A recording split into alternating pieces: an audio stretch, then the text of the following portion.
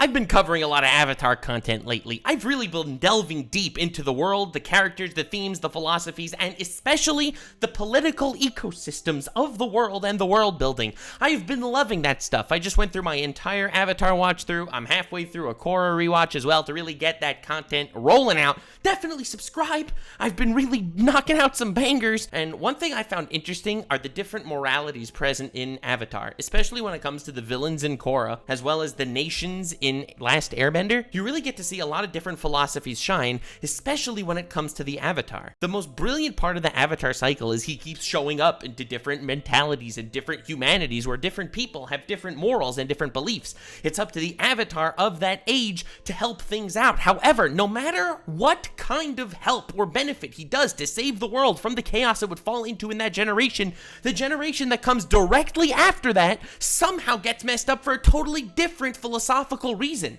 Now, I don't think this is, the fact that the Avatar failed. The point of the Avatar cycle is that there is a cycle, because every generation will show you the different depths of humanity's descent into chaos, and you'll always need that Avatar type person to keep bringing balance back, whether it's political imbalance, whether it's social imbalance, or whether it's spiritual imbalance. That's the Avatar's job, and that's why his job will never, ever, ever end, because it's humanity that is chaotic, and not the Avatar that's bringing chaos. The Avatar just has to always save the day, but he'll never save the day completely to a point that there will never be a future that will descend into madness again. I think this is such a really cool political as well as philosophical understanding into the state of humanity. Humanity will never be fixed for eternity. No matter what age of peace we find ourselves in, there will be some sort of social issue that shows up out of nowhere at some point, and that is an inevitable truth when it comes to humanity. I find this to be a really interesting social commentary that I'm thinking of talking about in a future time. However,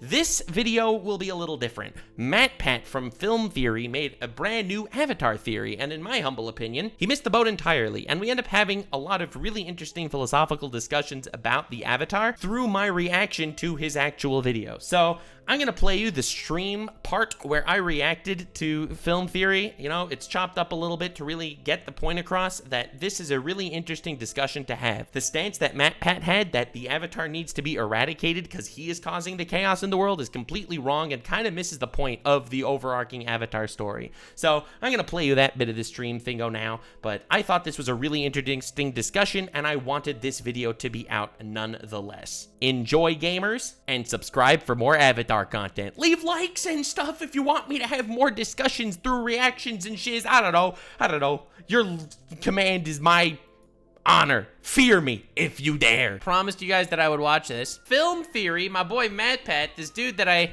accidentally have beef with sometimes. When I insult MatPat, it's in good fun. The man said he never watched porn, and I am gonna remind you every single day that that is a lie. A bald-faced lie. This man made a video called The Biggest Boobs in Gaming. He watched porn, alright? MatPat made a video, Film Theory, and the Avatar cycle, and as you may know, on Nuxanor, if you've been following, I have been a big fan of Avatar lately. I've been making a lot of Avatar content, and I've been really loving it. So we're gonna be roasting my man's theory on Avatar. We're gonna see if it's good, and if he gets into a whole theory that, well, if you kill the Avatar in the Avatar state, it ends the Avatar cycle. If he talks about that, I am going to get so upset. Game, film, food. Long ago, the 4 channels lived together in harmony, but then Who did he get to voice act this? That is so bad. everything changed when the YouTube algorithm attacked.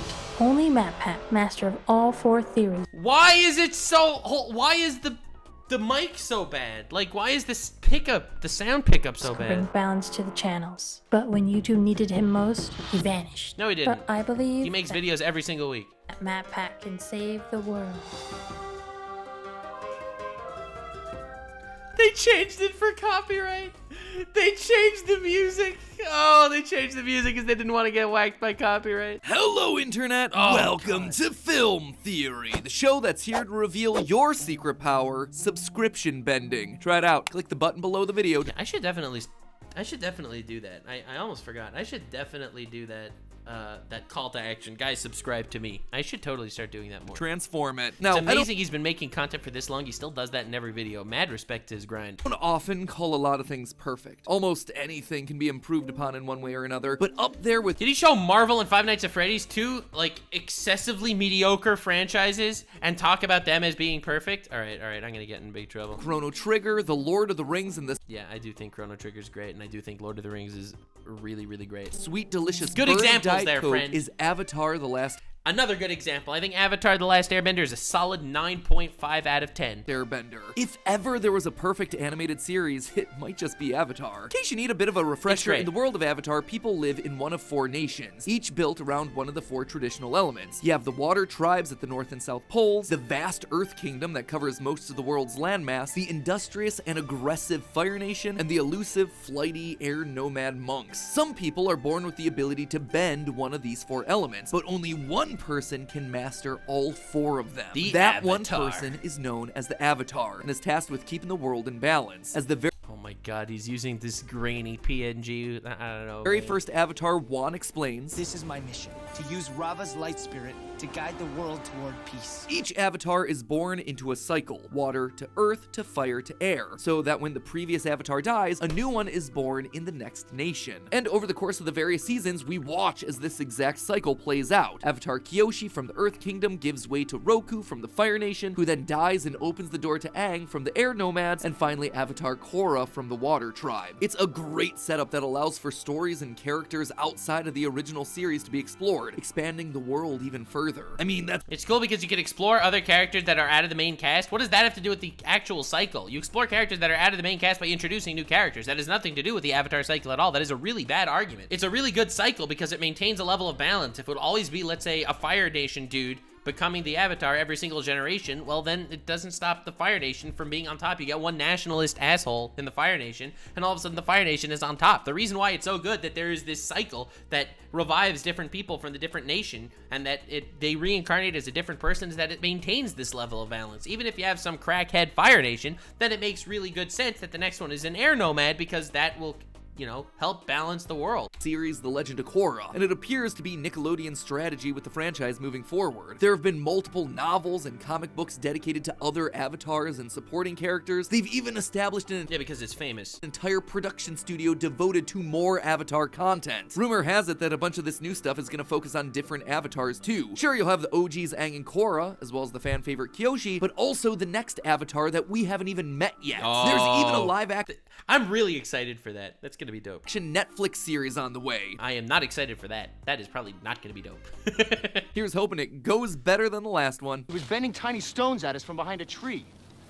It really hurt. Anyway, in my excitement for new Avatar content, I decided to go rewatch the series and catch up on a bunch of the spin-off stories that they've released over the years. And you know what, theorists? The more and more I look, the more and more I realize that having an Avatar sucks. Huh? That's his conclusion? And the Avatar cycle is a good thing for the world? Oh man, this theory is gonna God.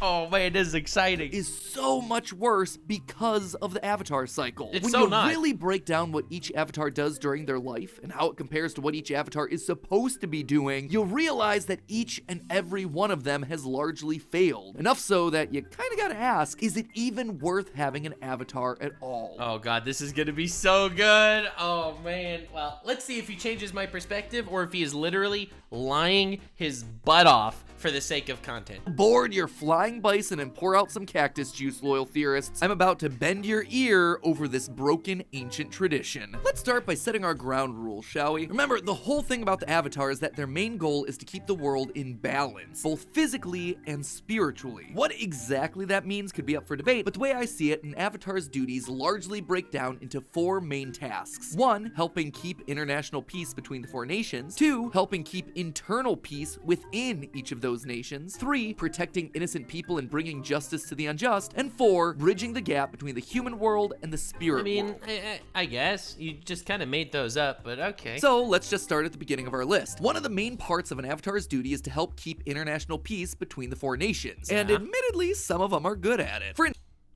what? instance, we see that Aang has helped to set up an international government to help the 4 nations stay at peace with. Hold on a second. Why are you starting off with Republic City? Start off with the fact that there was a massive war by the actual Sozin's comet that came back. They were planning on wiping out the entire Earth nation and killing every single Earth nation. They wiped out the entire race of Airbenders. And they were planning on doing the same thing to the Earth nation for the second comet turnaround. And then it's too easy, once you have the whole world under your control, to wipe out the water tribe.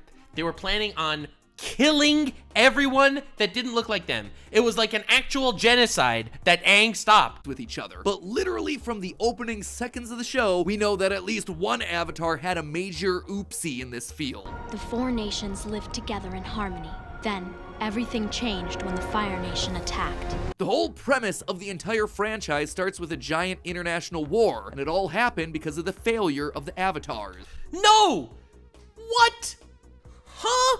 It happened because there was no avatar. That's why there was this whole thing that went down. Roku's death came from the fact that he saved an entire city, okay? He saved a city, battled a volcano, and died, okay? Bro, the whole reason this war happened was because there was no avatar. This is the biggest argument why there should be an avatar. And we could blame Aang, who ran away from his duties, which in turn opened up a power vacuum that Yeah, but he was 12 years old. allowed the 100-year war to begin. But Yeah, so no avatar equals war. Cool.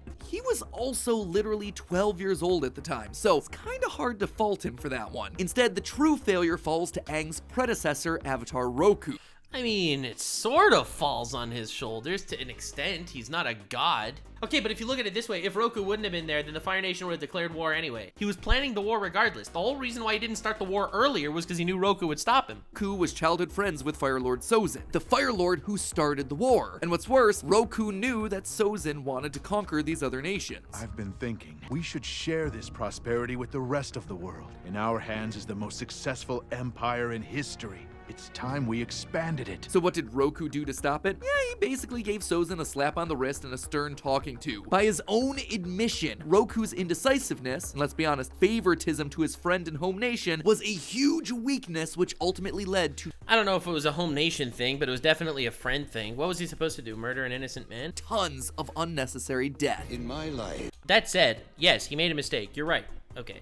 People make mistakes. But if he wouldn't have been the Avatar, Sozin would have still declared war on the world anyway. I tried to be disciplined and show restraint, but it backfired. If I had been more decisive and acted sooner, I could have stopped Sozin and stopped the war before it started. Goated voice actor, by the way. Instead, his actions led to Sozin's betrayal, his own death, and a war that lasted generations. His failure led to the complete annihilation of the Air Nation. This is such a bad take. This is such a bad take. If he wouldn't have been there, they would have annihilated the Air Nation anyway. As well as all the loss of life that comes with a war of conquest. It's not exactly gonna be making Watch Mojo's top 10 list of moments that brought balance to the world. Okay, Here's the you thing, made a we don't mistake, bro. Chill. That doesn't mean abolish the cycle. The cycle saved the have world. to look at Roku or Aang to see the Avatar's failures here. In the prequel novels, we learned that Avatar Zito, the Fire Nation Avatar before Roku, was born into a time of great strife for the nation. And instead of working internationally like most other Avatars, Zito decided to focus on the domestic politics, becoming a bureaucrat within the Fire Nation to help his people. Though he helped shepherd the Fire Nation back to prosperity, he did this at the expense of all the other nations. This eventually led to an event known as the Platinum Affair shortly after his death, which saw the Fire Nation and Water Tribes secretly backing a challenger to the Earth Kingdom throne. When this was discovered, it led to all three nations becoming incredibly isolationist. Because of this, Zito's immediate successor, the air nomad Avatar Yang Chen, would look back on Zito's legacy as messy. So as you can all Okay, well, to be fair, I never read that book, so I can't actually disprove any of his points. already start to see, having one person solely responsible for policing the entire bending world is like an impossible task. You're right. Obviously, one person can't police the entire world, that's true, but imagine if there were no people to do that. That would be even worse. Time is going to be the Avatar's most limited resource, and the decisions that they make on how to spend that time inevitably means that they're going to have to sacrifice one major part of their duty. Obviously for Zito, focusing all of his attention on bringing prosperity to the Fire Nation meant that he let conflict arise within other kingdoms with the Platinum Affair. We see a similar situation arise in the Avatar Kyoshi books. The Avatar before her had a singular focus on dealing with the spiritual duties of the role. This meant that he neglected his responsibilities as a politician. His neglect of the physical world allowed the Earth Kingdom to become destabilized by infighting, and Kyoshi was basically forced to spend her entire life cleaning up that mess. But don't feel too bad for her, she caused even more problems than she solved. Case in point, Qin the Conqueror. Now, this guy was a warlord standing up against a corrupted king. That said, Qin was far from a hero. As Kyoshi herself says, a horrible tyrant. Okay, so she killed a horrible tyrant. Qin was expanding his army to all corners of the continent. This seems like the exact sort of situation where an avatar should stand up and help make peace, right? A rebellion is threatening to destabilize an entire kingdom, and both sides are led by awful people. The keeper of peace and balance should probably be looking into solving this issue. Again, I never read the Kyoshi novel, so I don't actually know what's going on to disregard his points. But the points he made with Roku and Aang were so bad, like, I don't even, like, how can I trust this? She herself says, Qin the Conqueror threatened to throw the world out of balance. There's that word, balance. So what did Kyoshi do to stop Qin? Nothing. Literally nothing. Qin was able to conquer almost the entire continent. Kyoshi only decided to step in when he showed up at her doorstep to take over the peninsula that she called home. I warned him that I would not sit passively while he took our home. Yeah, sure, Kyoshi. Looks like you were getting right to that. So now that Qin is literally right in front of her, you would think that this is a good opportunity to try and stop his conquest of Earth Kingdom. Nope! Kyoshi uses her power to disconnect the peninsula from the mainland and then proceeds to yeet it out into the middle of the ocean. Seriously, in what's arguably the most impressive display for an avatar's powers that we see throughout the entire franchise, all Kyoshi does is pull a giant, I'ma head out. Qin's conquest was only stopped because he was too stubborn to get out of Kyoshi's way, falling to his death as Kyoshi Island was being That's his own fault. Totally his own fault. formed. But I assure you, I would have done whatever it took to stop Qin. Really, Kyoshi? Sure looks like you got some massive revisionist history going on there because you didn't do a gosh darn thing in the months leading up to him coming to your peninsula. Well, I don't know. Again, I can't argue this point. I never read the novels. I never read the comics. I don't know. And that philosophy runs deep in the village that Kyoshi leaves behind. Towards the beginning of The Last Airbender, Team Avatar lands on Kyoshi Island. And they do nothing, and it's only after they see it that they get inspired to help. But that's, again, that's not an Avatar problem. All the Kyoshi stance is, yeah, it's not my problem. Kyoshi stayed out of the war so far, and we intend to keep it that way. Heck, even the Earth Kingdom capital's catchphrase, "There's no war in Ba Sing Se," follows the same attitude. Ignore the problem. Deny. Close your eyes, and it just goes away. Admittedly, things seem to go much better under Roku's tenure. And after Aang ends the 100-Year War, things again seem to go smoothly. I love how he skips the whole thing that you needed an Avatar to end the 100-Year War. Like, that's the most important and impressive feat that we've seen in the actual show. But under Korra, there's civil conflict after civil conflict. She was Avatar because every generation has their own forms of conflict. That's the point. During the Water Tribe Civil War, under her watch, the Red Lotus assassinates the Earth Queen, and in the aftermath, Korra's inaction due to injury and PTSD lets Kuvira seize control of a great deal of the Earth Kingdom. Not a great track record in a long sequence of avatars dropping the ball. So now let's move on to our Yes, everyone makes mistakes, but the world is still better because they exist. Our next criteria: protecting the innocent and bringing justice to the unjust. This one's a bit harder to judge because we don't see a lot of the day-to-day lives of each avatar. And while yeah, we do see some heroic moments like Aang fighting a cone and Korra chasing down Bender criminals in the streets of Republic City, there's a rotten core here. And you know, Aang saving every Earth Kingdom man and woman and child's life that starts to peek through the deeper we get into the franchise. Most of the Legend of Korra's plot revolves around the idea of justice and what it takes to defend everyone. Korra's first major adversary, Amon, is the leader of a group called the Equalists, who are what a good villain.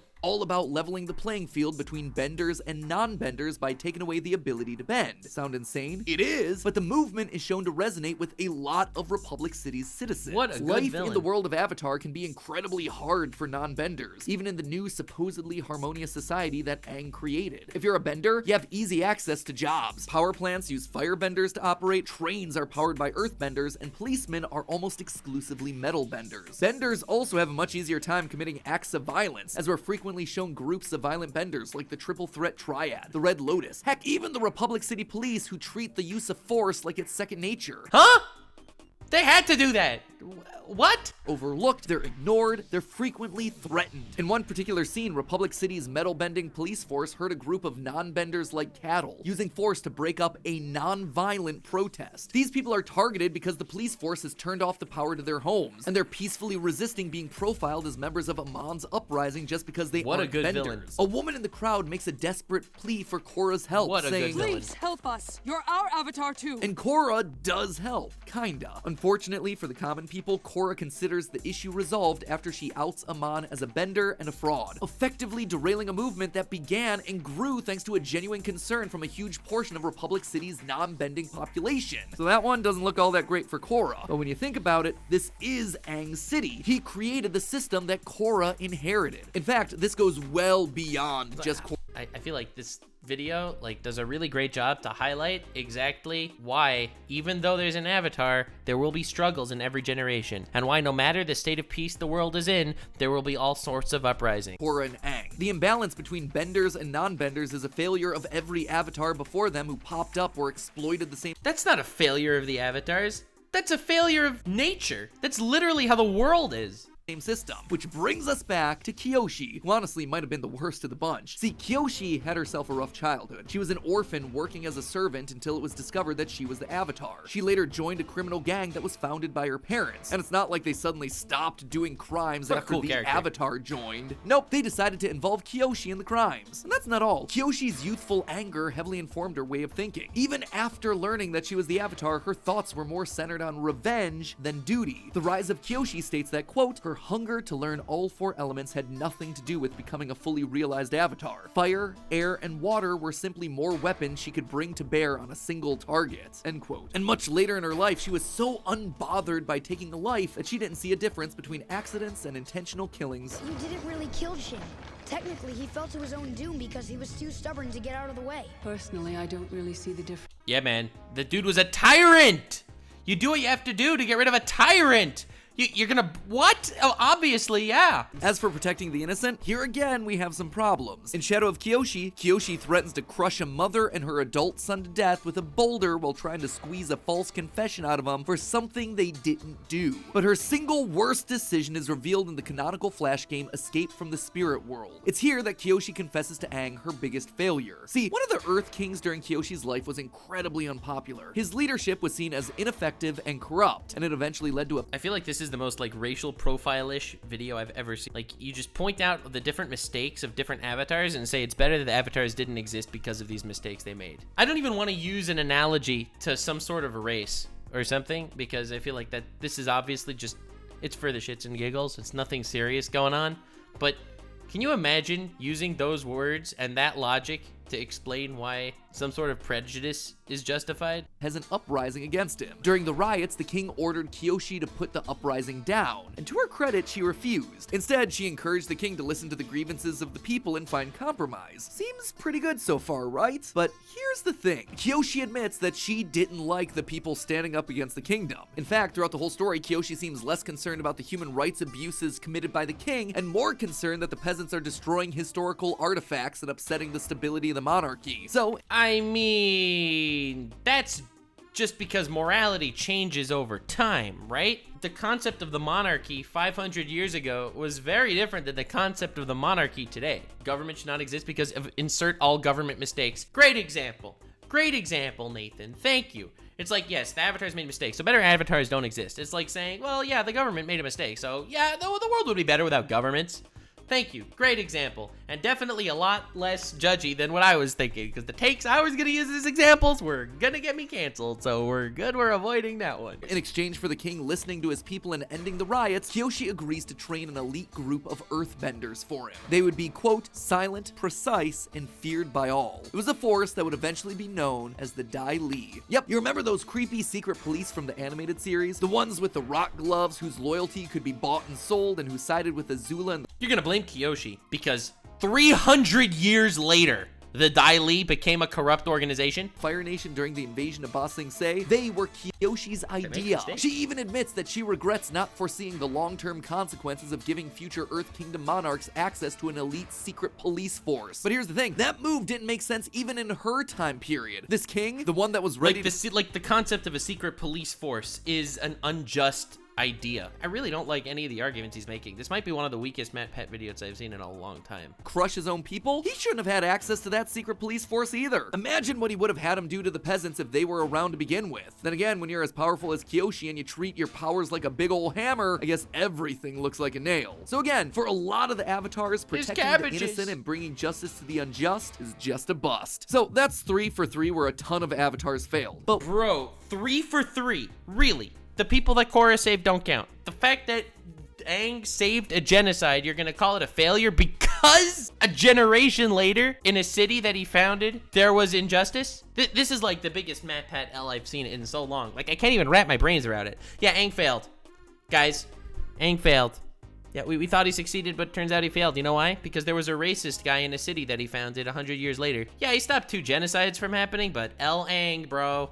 Avatar failed. But what about our 4th criteria here? Bridging the gap and keeping the peace between the human and spirit worlds. This is I don't even know what that means. The thing that avatars are supposed to be good at. Surely there isn't a legacy of failure here too? Well, you would think, and then you would be wrong. We hear in the prequel novel. But think of all the things that they saved. Yes, they failed a bunch, but think of all the ones they saved. If the Avatar wouldn't have been there, all those things that they did save would have been failures too. Dedicated to Avatar Yang Chen that when humans and spirits came into conflict, she would strike bargains that would get the spirits to leave humans alone so long as they took care of the physical world. And of course, humans did not live up to their end of the deal. As a result, spirits wound up committing a lot of violence against humans who broke their oaths. This in turn created a huge mess for the next Avatar, Kuruk, to clean up. We discover in the Kyoshi novels that Avatar Kuruk would end up spending most of his short life fighting the dark spirits empowered by Yang Chen's decisions. Finally, let's skip forward to Avatar Korra, who might just have been the Avatar to fail the most at this one. At the end of The Legend of Korra Season 2, Korra is subdued by her uncle Unalaq, who's merged with the dark spirit Vtube. Unalaq is able to rip the Avatar spirit Rava from Korra's body, severing her connection to the past Avatars forever. Thousands of years worth of knowledge snuffed out in an instant. Additionally, during this battle, we witness a world-shifting event called the Harmonic Convergence. Basically, a portal opens between the spirit and human world. Spoilers for the end of Korra, by the way. Allowing people and spirits to pass freely between them. At the end of it, Korra decides to keep the portals to the spirit world open, a decision that reverses the stance of the very first Avatar and fatefully combines the human and spirit worlds. At first glance, it seems brilliant, right? Wouldn't the peaceful coexistence between humans and spirits create a more meaningful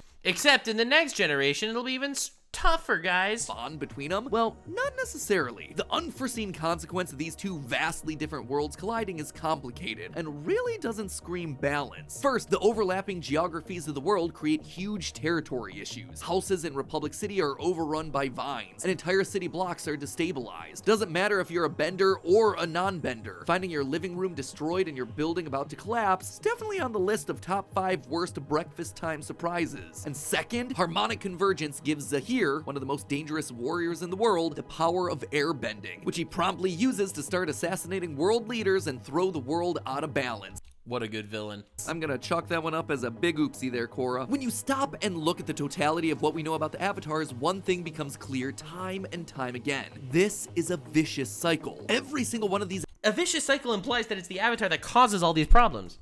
Saying that someone failed to save someone is not the same as saying that someone caused the problem. Avatars dealt with difficult issues, but their solutions just wound up creating more problems for the immediate successor. Zito focused too much on his own country. Yang Chen— Stop repeating yourself, bro. I heard all this already. God damn, this man has to deal with and break down isolationist policies. Yang Chen helps make peace between the 4 nations, but at the cost of angering the spirits. Well, Kuruk has to spend his life battling dark spirits and winds up neglecting the real world nation. See, but you realize that sentence alone completely disregards your whole theory, right? Yes, he had to deal with spirits, so therefore he ignored the nations. Okay, so the Avatar ignored the nations. That throws them into turmoil, which means you need an Avatar to not ignore the nations, because if you wouldn't have an Avatar, which is the equivalent of having an Avatar that ignores the nations, it throws them into turmoil. It's the Avatar that's saving them from the turmoil. Like, this one sentence completely destroyed your entire point. Leaving an unstable political situation, Kyoshi creates a secret police to try and paper over the problems of her country. Roku shows favoritism to his home nation. Aang has to deal— He didn't show favoritism to his own nation. He didn't murder a man that didn't commit a crime yet. Aang has to deal with a century-long war and the death of his entire people. All of them ignore non-benders. Korra has to deal with the fallout and the—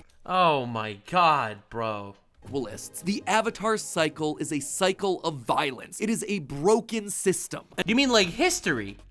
Oh, like history, you mean? And honestly, that makes perfect sense. Ask yourself, why does the Avatar have to have a monopoly on balance in this world? The very concept of the Avatar is imbalanced. At the end of the day, the Avatars possess the power of a god, literally, a god of light, but they're still only humans. Aang was a 12-year-old kid faced with solving a 100-year-old war. Kyoshi was a poor orphan. Eventually, she's gonna defend her home so it wasn't ripped away again. Roku was friends with Sozin. Of course, he's gonna be slow to action and more lenient in his judgment. One person holding that much power. I'm waiting for the point. Like, what's the point?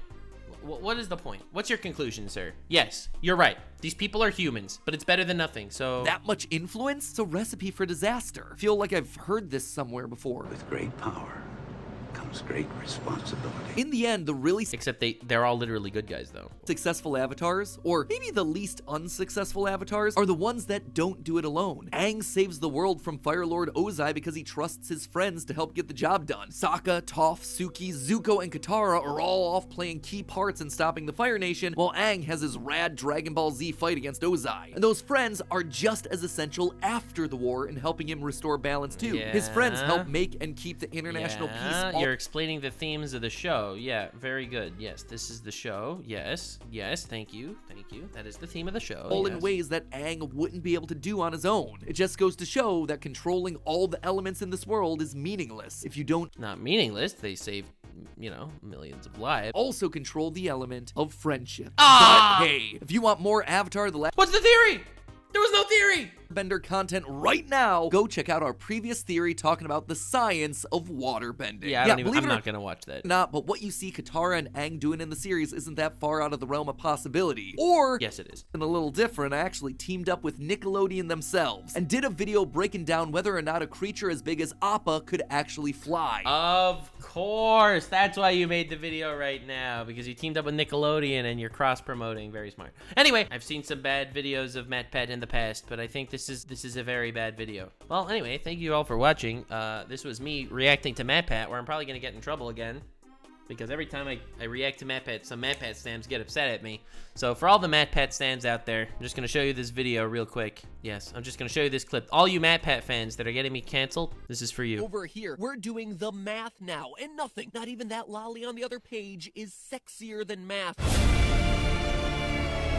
Yeah, so we're just gonna wrap it up with that one. Yeah, that's how we're gonna be concluding this this segment. Thank you all so much for being here. This was fun. Subscribe, all that jazz. Let's keep going. Stream, don't stop. Like, subscribe, and follow me on Twitch. Stay weird, fam.